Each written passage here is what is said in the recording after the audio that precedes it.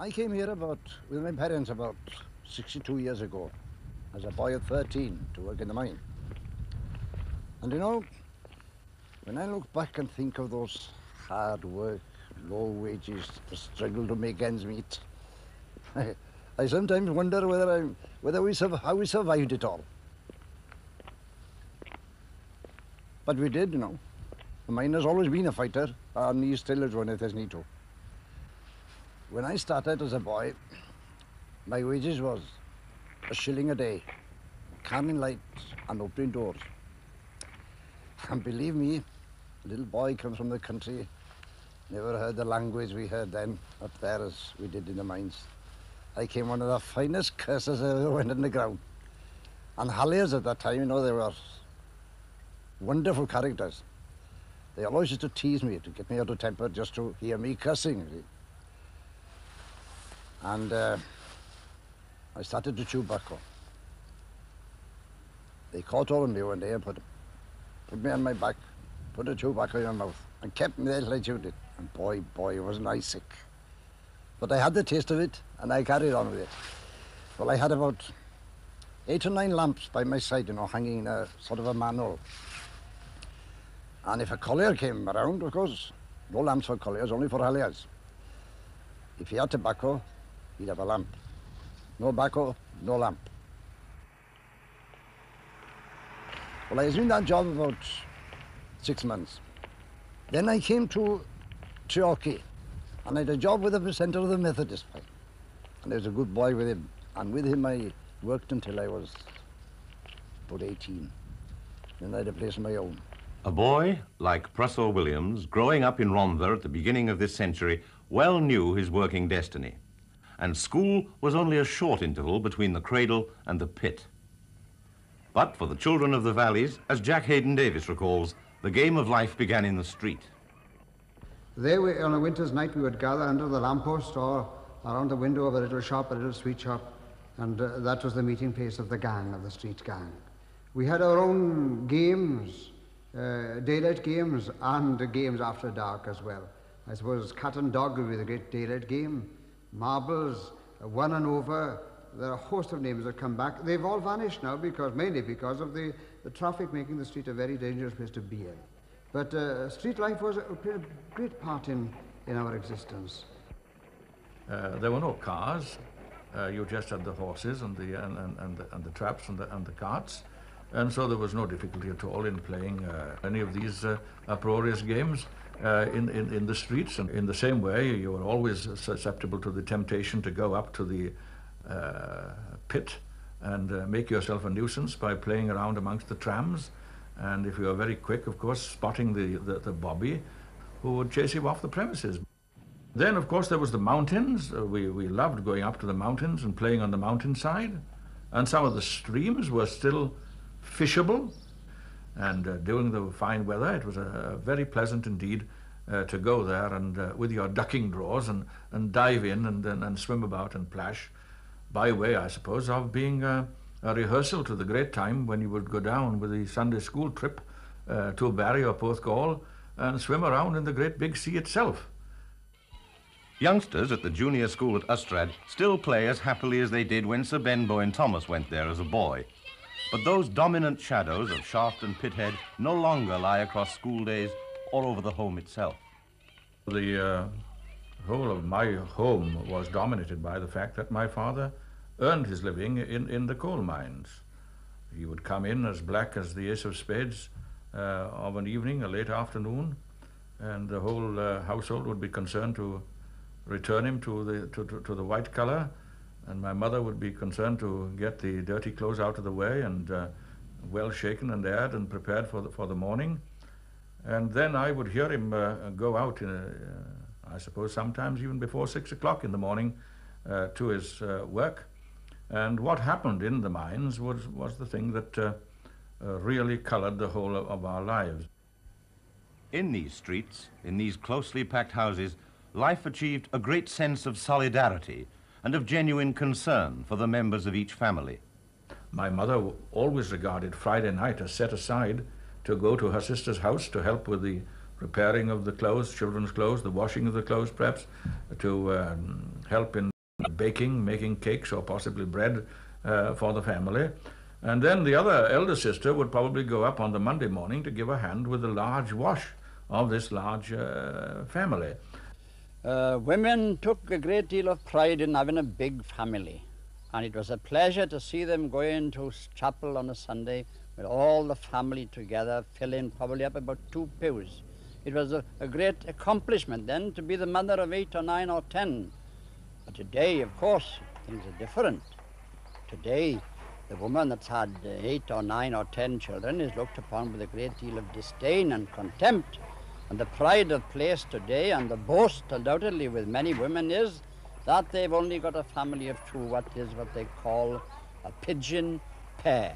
As Yari Thomas says, there was pride in family, pride too in a respectability as sharply defined and firmly based as the community itself.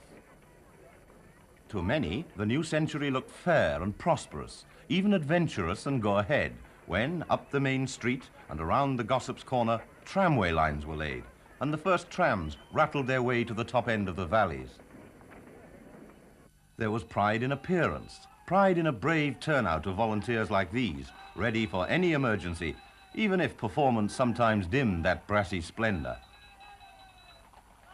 And the pawn shop was a reminder that pride was still based on the uneasy economics of coal.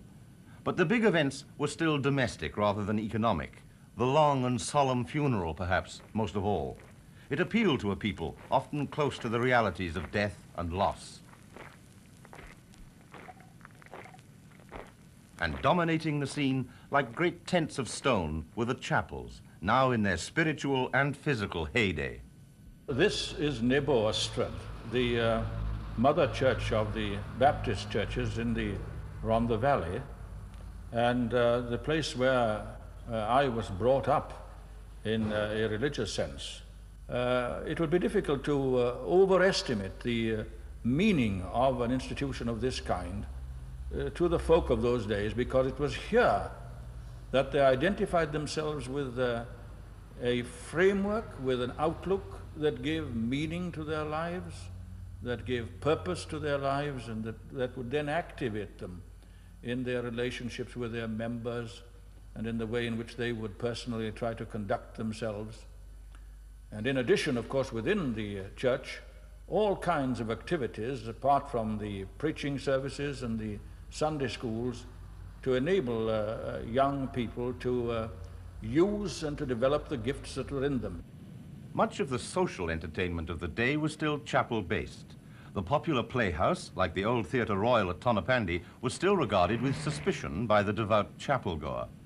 But these were days in which the melodrama of real life was gathering its own momentum. Well, I suppose the melting pot of Rhondda reached its highest temperatures in the early years of this century, say from 1900 on, when we had terrific clashes between the incoming people from different parts of the world, people with different interests. It was a violent time, violent in religion with religious revivals, violent on the political side with the riots and all the rest of it. And then, of course, we had the great vigor of competitive singing. I suppose choirs formed themselves mainly around the chapels in those days, and competition was a terrific thing. We had a choir in Blanacombe Chapel of 400 voices at that time, conducted by a young man, Evan Watkins. Well, he was actually 16. It was called Cora Crutin. And their famous piece was another violent piece of music, which was called Stone Him to Death. In 1904, the religious revival flared briefly into emotional life. One can speak of the revival itself as being an organized effort on the part of the churches to renew its defenses against the new political spirits. It was an emphasis upon saving souls, an emphasis on otherworldliness, and once souls, so to speak, had been saved, and once they felt that their future had been laid up in heaven, there was little else left for them by way of direction from the church and from the pulpit in regard to life in this world. And after all, it's life in this world that is of significance to us as human beings. And it so happened that at that very same time, there was developing in politics and economics a creative movement for social betterment, which I am sorry to say wasn't taken into the church to the measure that it might have been, with the result that it developed apart from it. And so you had many of these young men actually disowned by the church, the young men who went in to radical politics, to the ILP, to syndicalism, and later into what we call labor politics and possibly the communist movement. That is, the young people whom I used to listen to talking up by the Bridge End Hotel in Tonypandy or on the mountainside in Penrhys, people calling the workers to work out their own salvation. There is a great date in the life of the valley. It is the date of the year of the Tonypandy Strike. Now there you have the division and the final division and separation between the churches and the new radical elements.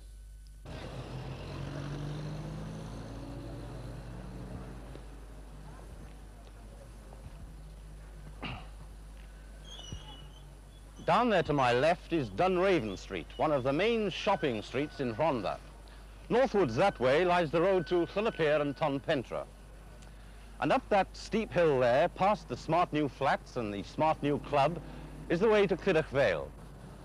Down that narrow street a few months ago came the silent army of Rhondda miners, escorting their dead comrades from the Cambrian pit to their long home on the mountainside at Triallo. They walked in sorrow where their fathers marched in anger. For this is Pandi Square in Tonypandy. This was the storm centre in the days of the Cambrian Combine Strike. Because of what happened here, the date 1910 and the name Tonypandy are forever part of the racial memory of these mining valleys. The road to Pandi Square and to the great outburst of industrial and political violence starts a long way back from the Tonypandy of today. Outside the pub on the square, the men still squat miner fashion and talk together with the same dry, bantering humour, but the talk is not of old battles or of the men who led the strife. Rhondda today has little time for history, said one of them. The past is behind us. Let it stay that way. The older men, sunning themselves on the benches, will point out the first shop window smashed in the riots. But the names of the past leaders stir only faint memories now. Names like Ablett and Rees, Hopler and Smith, that were once the ready coin of argument. Perhaps from one of them, there'll be a word about Mabon. A very fine old gentleman, one of the best gentlemen, no doubt, we've ever had in Rhondda here. Well, in fact, we had one day on a Monday, and we had a stop day for it. And they called that Mabon's Day. That was a holiday. William Abraham, the legendary Mabon. For 50 years a trade union leader, for 35 years Member of Parliament for Rhondda. His counsel was always conciliation, his slogan, half a loaf is better than no bread. He became the miners' representative on the Joint Sliding Scale Association. This pegged wages up or down to the selling price of coal and gave 17 years of uneasy peace to the coalfield. But younger leaders demanded that profits, not selling price, should determine pay. In 1893, the Holliers' strike brought violence and troops to the Rhondda. In 1898, the sliding scale was abandoned and the South Wales Miners' Federation was born. As if in answer, the ruthlessly efficient D.A. Thomas, later Lord Rhondda, began the grouping of pits that by 1910 had become the powerful Cambrian Combine. In 1905, two major explosions had shaken Rhondda, at the Cambrian pit at Clydach and at Wattstown. Between them, they killed 150 men. In one street in Wattstown, every house mourned a man lost. Such disasters as these inflamed opinion, even amongst men hardened to the daily toll of accident. To see that procession coming from the colliery, we knew that if the stretcher would be carried at waist high, that the man was only injured. If the stretcher was being carried on the shoulders, we knew that he had been killed. And we would, as children, would walk behind, and very often we would see the blood dripping from the stretcher onto the floor, and just see the boots of the man coming from underneath the sack. Finally, in 1909 came the 8 Hours Act. This reduced hours of work, but it also reduced earnings. Many older men were dismissed, there was still no payment for small coal, and, the vital sparking point of strike, no extra pay for work in bad seams. Veteran miners' leader Will Mainwaring looks back now across the years at the relative strengths of masters and men poised as they were for battle. When the Cambrian Combine Strike started, the Cambrian Combine Colliery Company was really in clover because the Coal Owners Association had agreed that they would subsidize the combine to the tune of 2 shillings per ton for all the coal that was not raised for a whole 12 months. You can imagine what it means. 12,000 miners, 12,000 tons of coal per day, 12,000 times 2 shillings a ton, right through the many months of that struggle. Now that's where the strength and the resources on the owner's side appear to be. On our side, trade unionism divided, as it was then much more than now in South Wales, about 20 different districts. Rhondda was simply one of them, and the combine here was only a portion of this Rhondda. Now there was the problem. If we were going to enter into the struggle, the challenge was bound to come. What resources had we? Well, we had to make a very serious decision. Were we going to enter into a struggle and hope to carry it through and win on the basis of a strike pay? We had none. In August 1910, the spark was set to the powder. At the Naval Colliery Pennagraig, one of the Cambrian combine pits, 70 men demanded a piece rate of 2 and 6pence a ton to work the difficult Butte seam. The management offered 1 and 9pence a ton. First, the company, to enforce the proffered terms upon the naval workmen, tendered notices to 800 men. Naturally, this aroused the opposition of naval and the other combine lodges. And we agreed, decided unanimously, that when the notices to the 800 came to an end, that also would be the signal for a stoppage of the whole 12,000 men. The story of the violence that followed the beginning of the Cambrian Strike is a tangled web of conflicting and far from impartial accounts. Certainly in that autumn of 1910, there was a brooding anger and great bitterness throughout mid-Rhondda, and large numbers of extra police had been drafted into the area in anticipation of trouble. Most of them were deployed to guard colliery premises, and at the Glamorgan colliery at Llunapere, the owners decided to maintain the pumps and ventilation by bringing in stokers from outside. When, on the night of the 7th of November, the strikers learnt of this import of blackleg labour, they marched on the colliery and fiercely attacked the police lodged inside. After a sharp skirmish, the strikers were driven off and more police were rushed into the valley. On the following day, a miners' demonstration in Tonypandy itself was broken up by repeated charges and the free use of police truncheons. The miners fought back with fists and stones, and there were broken heads and limbs on both sides of the battle. During the day and night that followed, windows were smashed and shops were looted. Hastily, shopkeepers boarded up their windows and assumed a state of siege. Tonypandy was now no longer a local disturbance, and the Home Secretary was asked for military aid. He sent 500 metropolitan police with troops in reserve. Many in Rhondda have reviled this action of Churchill's, but Will Mainwaring takes a different view. We never thought that Winston Churchill had exceeded his natural responsibility as Home Secretary.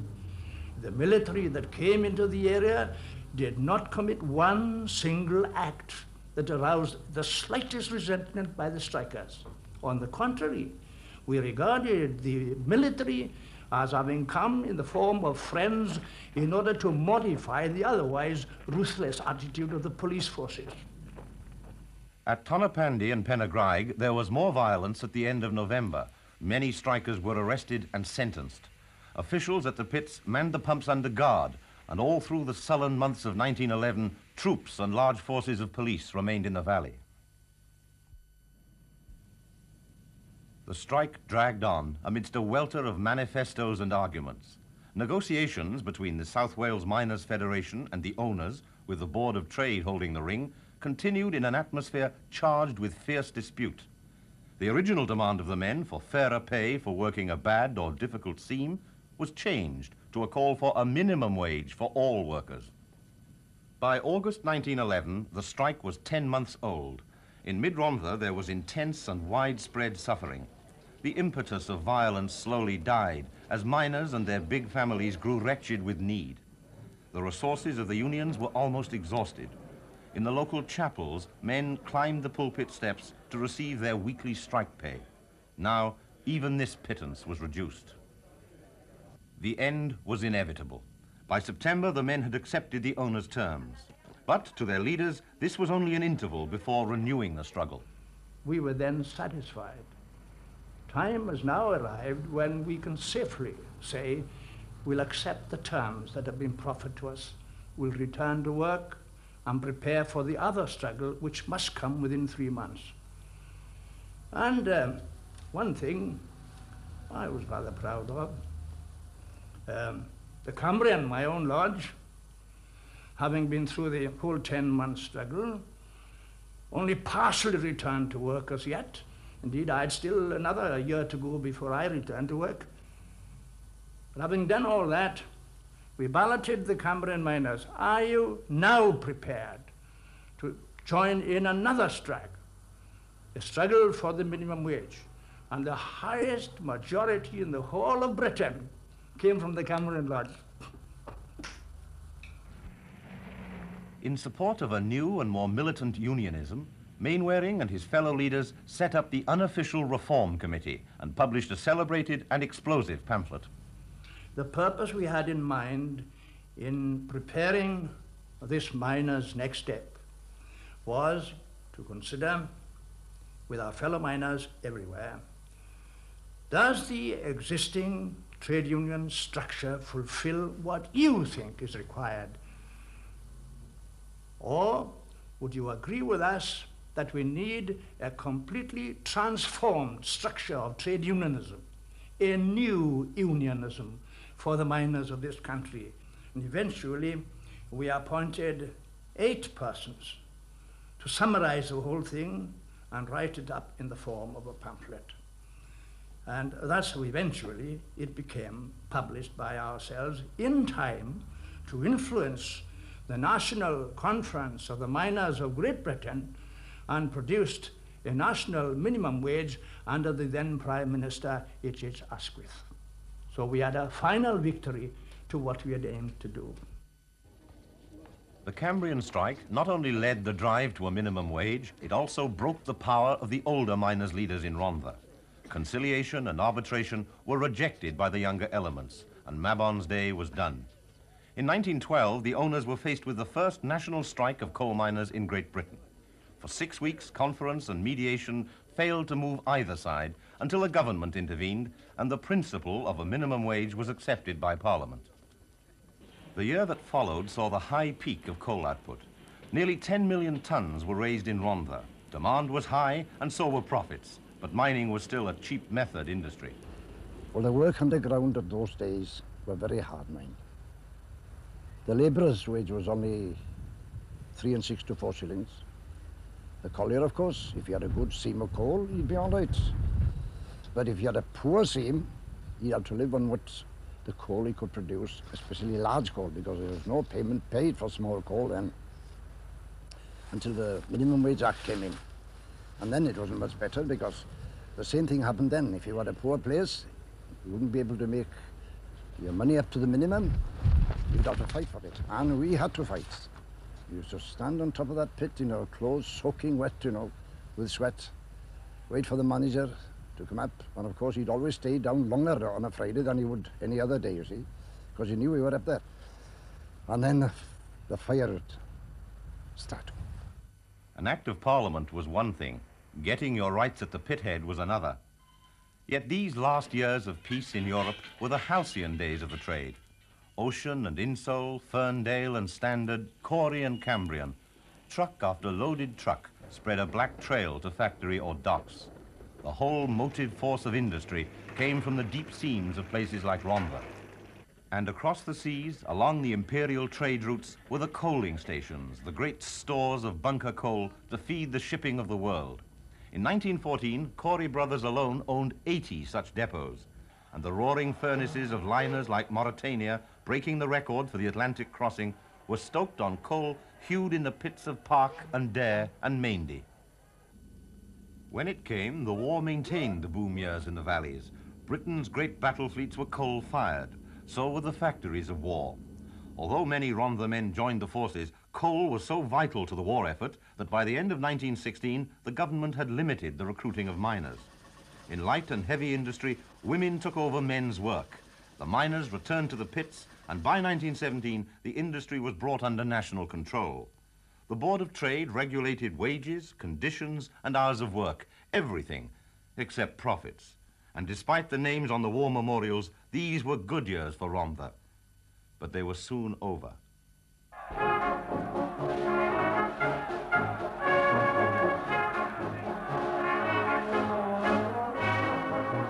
By 1921, Rhondda was again on strike and marching to Wattstown to call out the pump men.